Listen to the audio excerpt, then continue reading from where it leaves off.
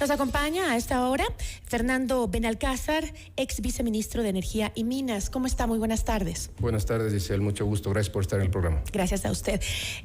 Luego de esta reunión, el presidente Daniel Noboa y su ministro de Energía, Roberto Luque, el gobierno ratificó a través de un comunicado que los apagones van a continuar, excepto en hospitales y unidades educativas, como lo escuchamos.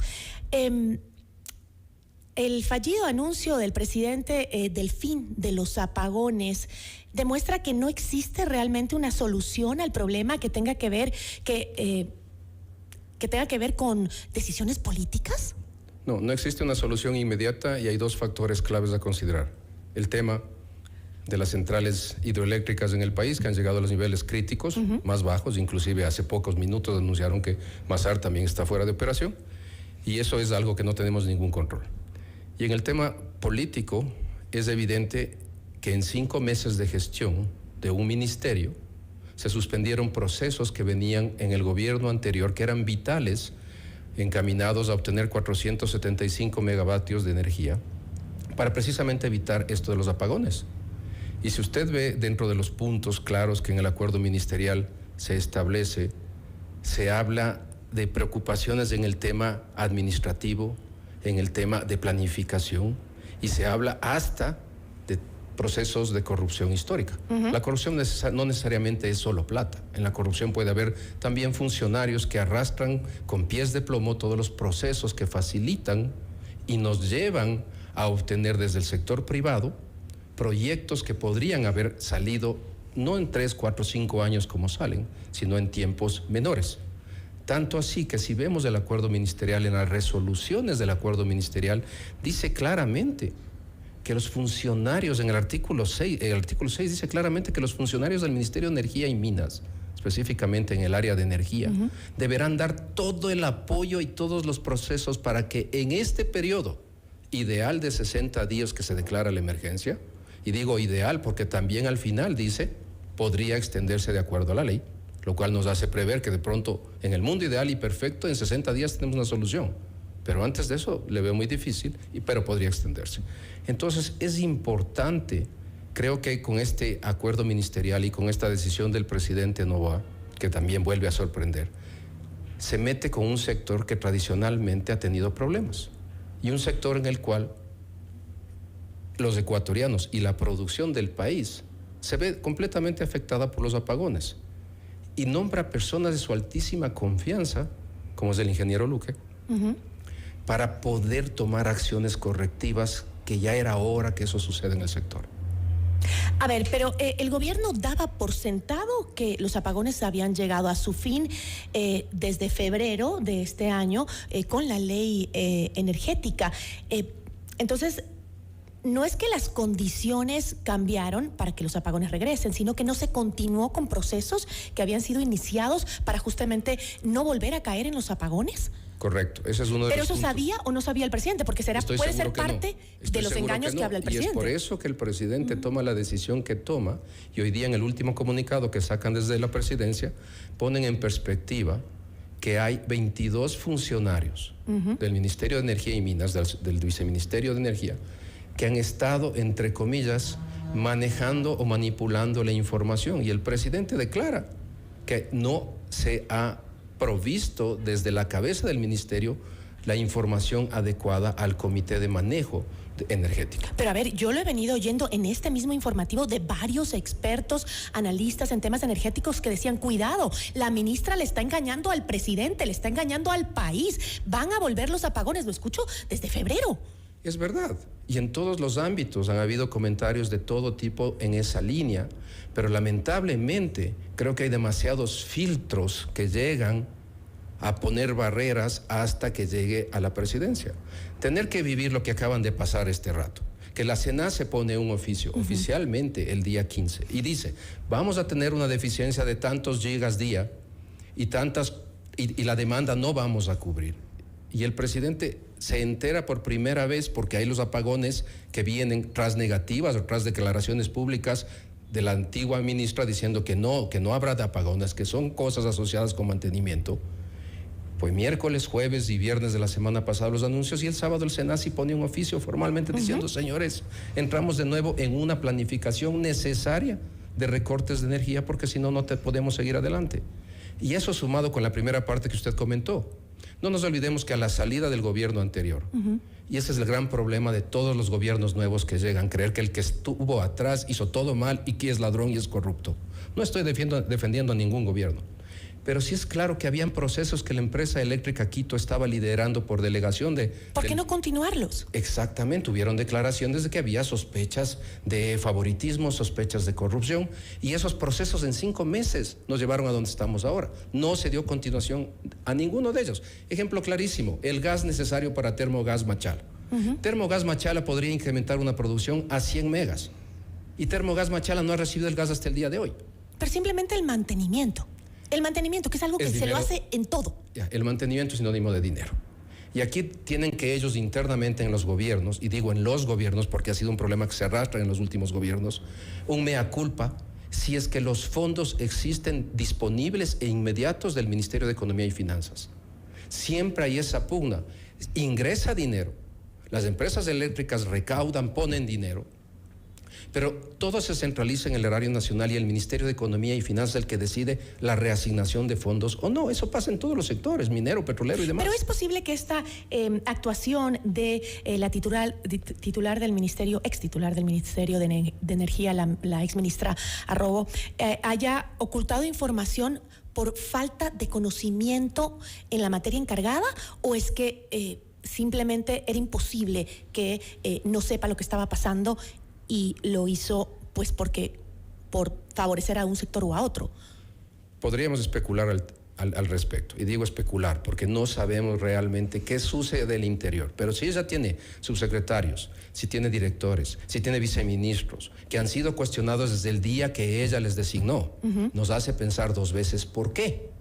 También es importante resaltar que cuando el presidente hace su anuncio el día de ayer, recuerde sus palabras: he dispuesto una investigación, he hecho las denuncias a Fiscalía y he pedido al CIES, al Centro de Inteligencia Estratégica del Estado, donde está una persona allegadísima a él, y es una persona tan cercana al presidente, este señor Michel Sensi Contigui, sabrá él por qué lo dijo. Yo creo que él ya tenía sospechas de que algunas cosas vienen dándose, y a reglón seguido en ese mismo día, a esta misma persona de su alta confianza le pone como delegado suyo en el directorio de CENEL, de CELEC y de FLOPEC. Todas tienen que ver con el sector eléctrico, FLOPEC inclusive con el tema de la necesidad de gas. ¿Por qué? Porque deben tener ellos información que ni usted ni yo manejamos.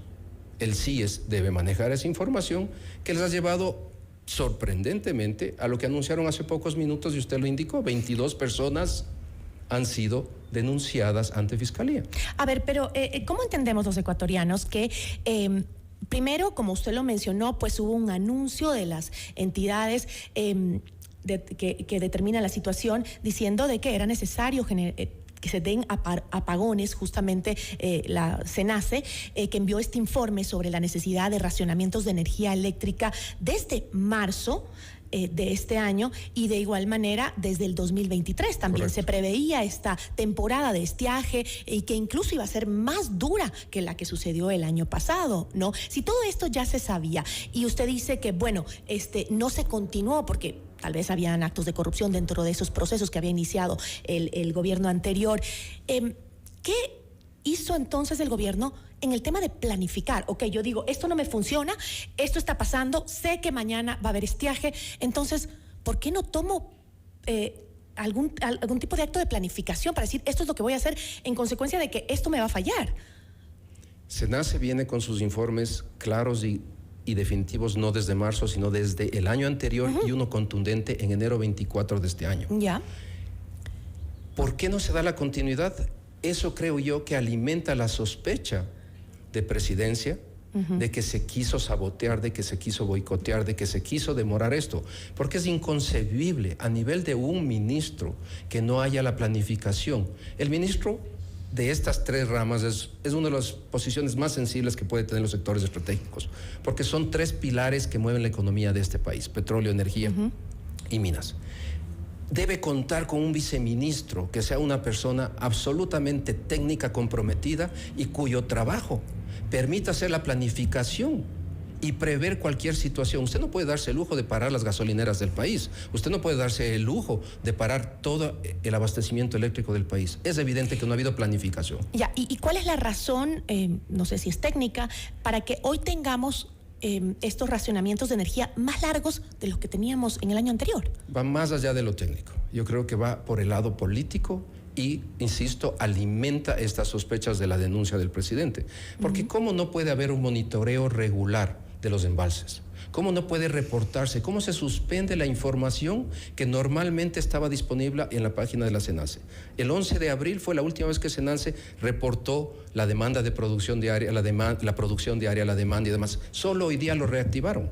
Hoy día reactivaron un lapso de 5 o 6 días. ¿Por qué? Esas son las preguntas que todas las personas del sector, y para simplificar para los radioescuchas, deberíamos hacernos. No es nada lógico lo sucedido y creo que esta declaración de emergencia va a permitir, dentro de la estructura de la declaración de emergencia del sector eléctrico, intentar buscar una solución en estos 60 días para que no vivamos con los razonamientos y con estos apagones los próximos meses, porque es de largo lo que se nos va el proceso si no hay una solución inmediata. Ahora, usted mencionó que el tema de la falta de mantenimiento de las termoeléctricas tiene que ver con el presupuesto, la falta de dinero. Sin embargo, ¿por qué el gobierno prefiere importar energía a costo muy alto, porque la energía que le comprábamos a Colombia era bastante costosa, en vez de dar mantenimiento con ese dinero a sus termoeléctricas? Yo creo que hay que ver dos factores ahí. El primero es el tema de planificación de parte de la entidad del Estado que maneja todo el tema de generación y transmisión. En esa planificación, si no se hace con tiempo, si no se tiene en el plan estratégico la asignación de fondos del Ministerio de Economía y Finanzas, se dan estas demoras, como ya habíamos visto, en varios de los procesos, en varias de las plantas geotérmicas que tiene el país. Segundo, en el tema de la facilidad de acceso tanto al interconectado con Colombia y al interconectado con Perú, facilita y simplifica los procesos cuando la tarifa es lógica y racional. La tarifa solo en esta administración, bajo este ministerio, se disparó como se disparó. Y también es inaceptable en todo sentido que, sabiendo públicamente por declaraciones del ministro de Energía y Minas de Colombia que no íbamos a tener energía más de Colombia por el estiaje que ellos también enfrentan, no se hizo público. Y se daban declaraciones en las cuales no vamos a tener estos problemas. Todo eso es cuestionable y creo que eso es pasado. Y creo que las decisiones tomadas y con el liderazgo del presidente y con una persona de su absoluta confianza como es el ingeniero Luque, creo que podemos ver una solución a corto plazo. ¿Qué es corto plazo? Entiéndase, corto plazo, dentro de la emergencia, 60 o más días. Contrataciones de procesos que estaban preseleccionados en marcha.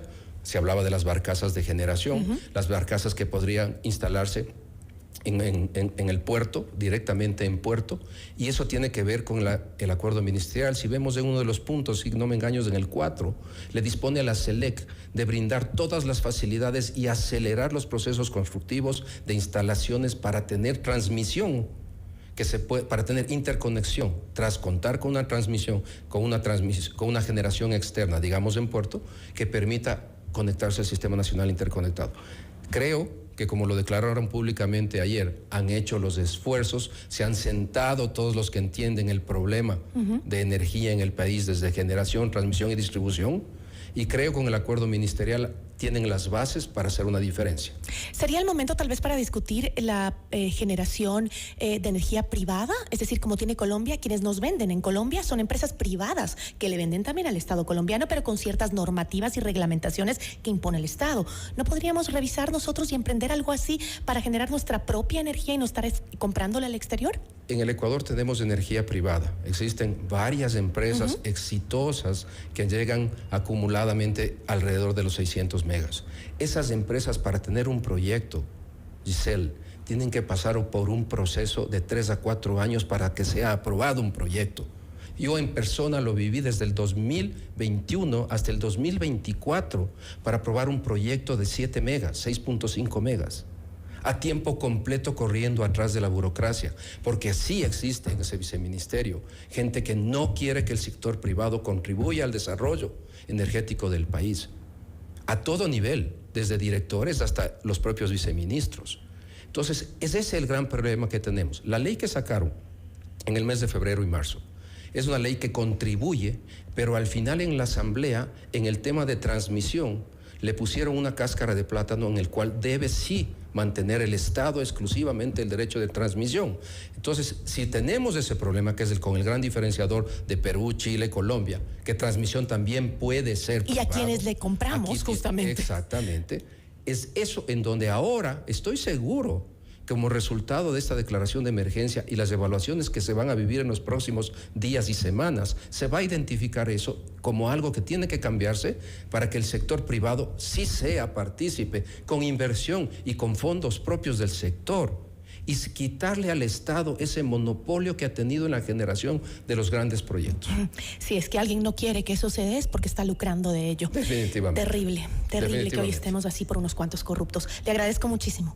Listo, Giselle, siempre las órdenes. Una buena tarde. Nos acompañó Fernando Benalcázar, ex viceministro de Energía y Minas.